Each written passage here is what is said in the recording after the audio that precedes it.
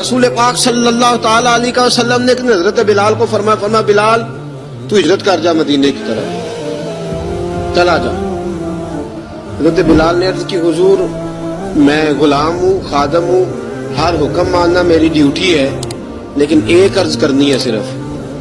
حضور نے فرمایا بلال کرو۔ کہا یا رسول اللہ آپ مدینے آئیں گے نا؟ آپ آئیں گے مدینے؟ رسول پاک صلی اللہ علیہ وسلم مسکرا پڑے، فرمایا ہاں میں بھی آؤں گا۔ کہا حضور بس ٹھیک ہے، بتائیں کب جانا ہے، بس اتنی سی بات ہے۔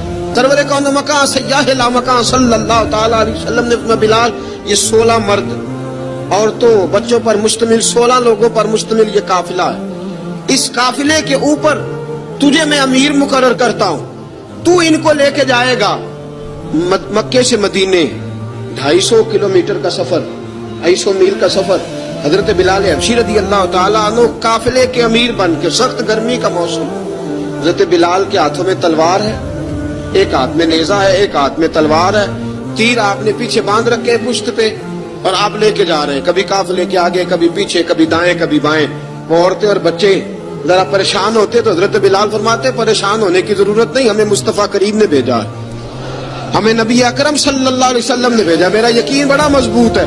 اب یہ قافلہ جا رہا ہے، حضرت بلال حبشی نے بخیر و عافیت سپہ سالار بن کر اس قافلے کو پہنچایا مدینے میں۔ اب مدینے پہنچا کے سارے لوگ مدینے والے مدینے میں لگ گئے اپنے اپنے کام۔ حضرت بلال پہلے دن ہی آ کے مدینہ منورہ سے باہر سرحد پہ کھڑے ہو گئے۔ کہا بلال ادھر کیا کر رہے ہو؟ نبی پاک علیہ السلام نے وعدہ فرمایا تھا میں آؤں گا، اب میرا تو کام ہے نبی پاک کا انتظار کرنا، استقبال کرنا۔ حضرت بلال روز انتظار کرتا، رسول پاک تشریف لے آئے، حضور حکم کیا ہے؟ فرمایا مسجد بنانی ہے، مسجد قباء بن رہی ہے، تو سب مزدوروں سے زیادہ کام حضرت بلال نے کیا۔ مسجد نبی کی تعمیر شروع ہوئی تو سب سے زیادہ کام حضرت بلال نے کیا، مسجد بن گئی۔ اب جناب اذان کا معاملہ شروع ہو گیا، مسلمانوں کو نماز کے لیے کیسے بلائیں؟ ایک صحابی کہنے لگے حضور ہم اوپر آگ جلایا کریں گے، جب آگ جلے گی تو لوگوں کو پتہ چلے گا نماز کا وقت ہو گیا۔